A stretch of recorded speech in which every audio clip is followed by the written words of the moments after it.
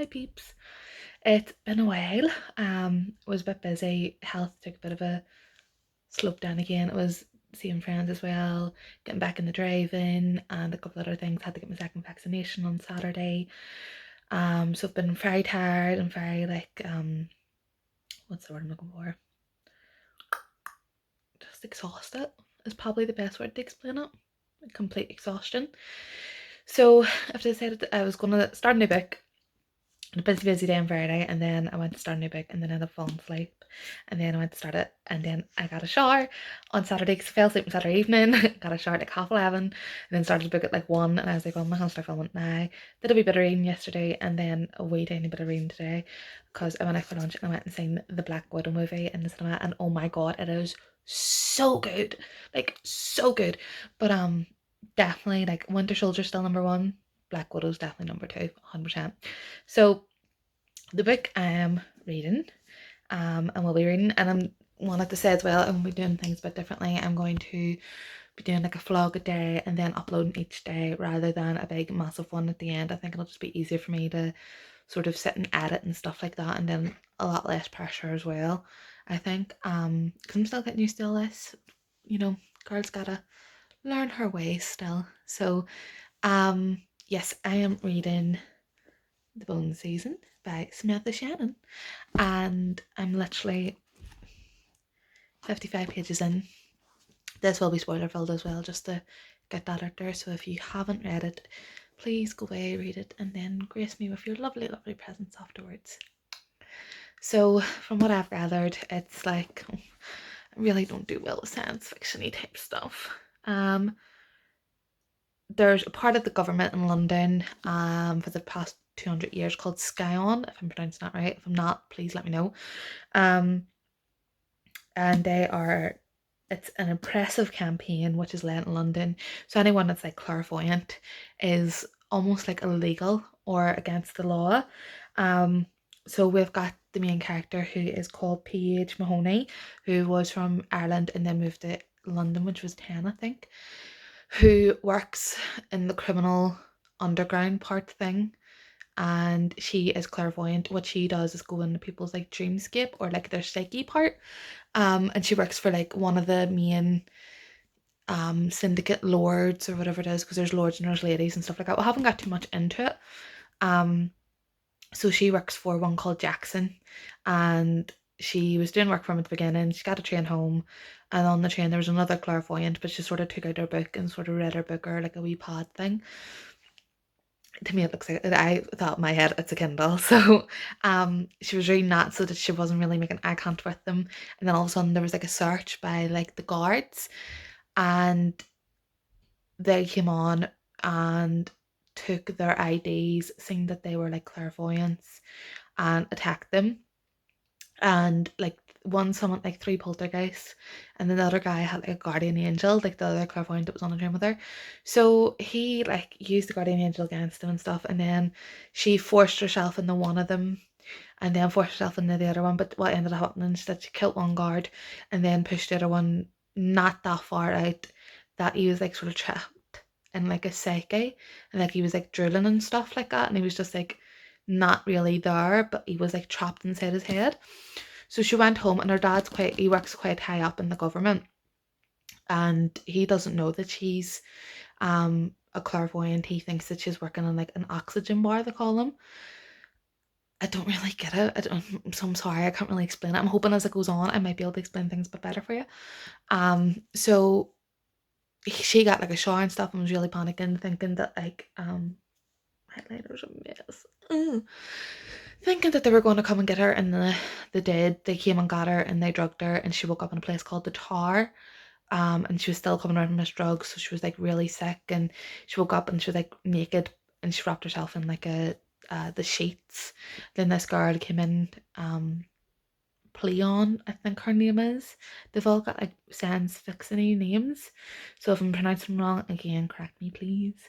So she came in and gave her clothes and was like, get dressed, and she said no, and the girl smacked her and was like, if you do it again, like it'll be worse next time type thing. And then took them, and then there was like her and like 8 others, and they were like locked in this thing, and the girl was like, there's rules, don't speak to these people, don't talk to these people, don't speak and don't talk, Rachel, it's the same freaking thing. Sorry.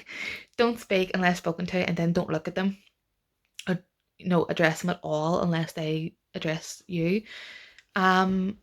So there was a wee boy in there, it was like 15, and he started to freak out and stuff like that. A couple of other ones were freaking out, and she sort of looked after him because he was like an aromatic, they were calling him. I think that's the way it's pronounced. And he's like a normal person who doesn't know about any of this that's going on.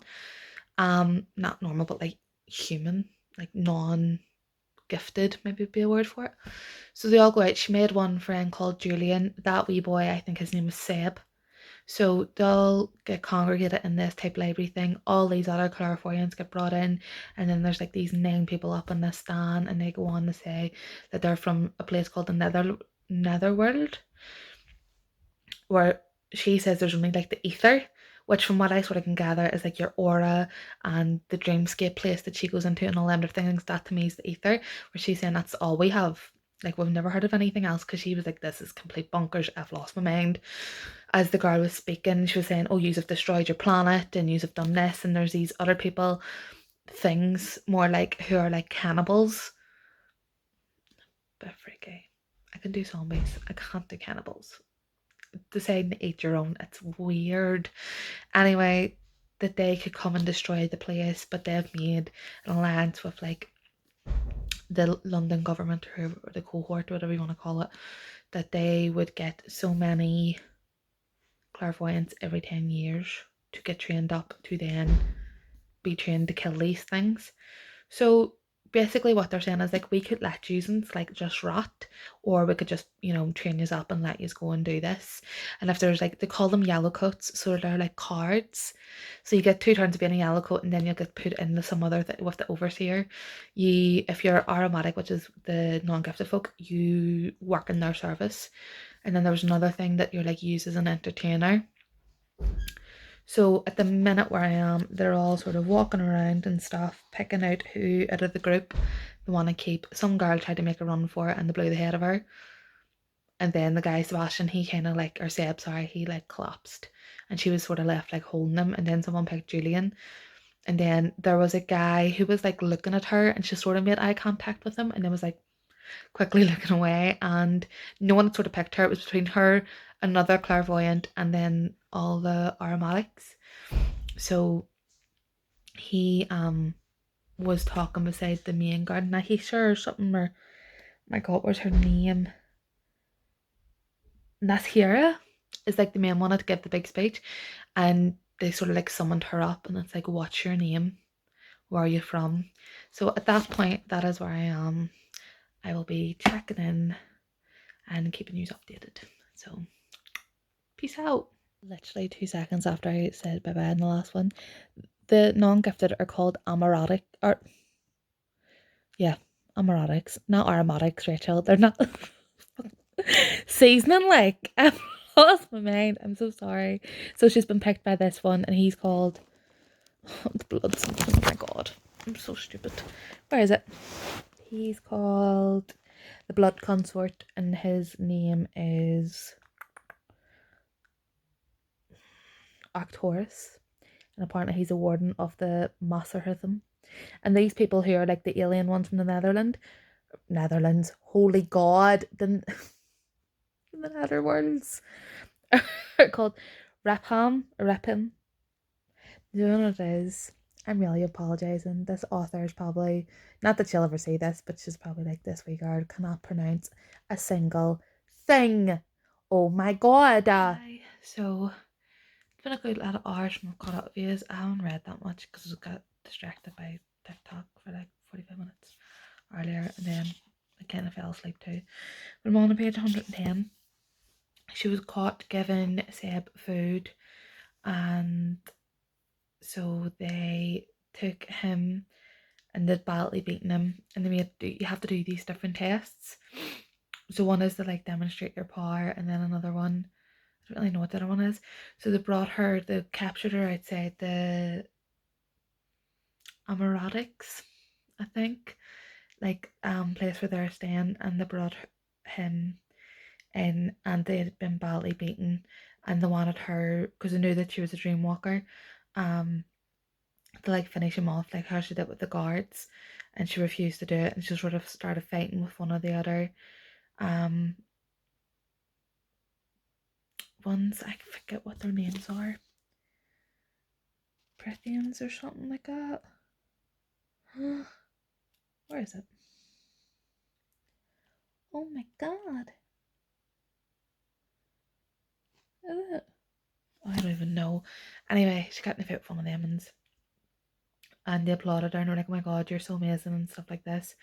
And they, the main one, Nashira, broke the wee boy's neck and killed him. And then they held her down and swore fealty on her behalf to the Emmons. And then they branded her, and then they drugged her again.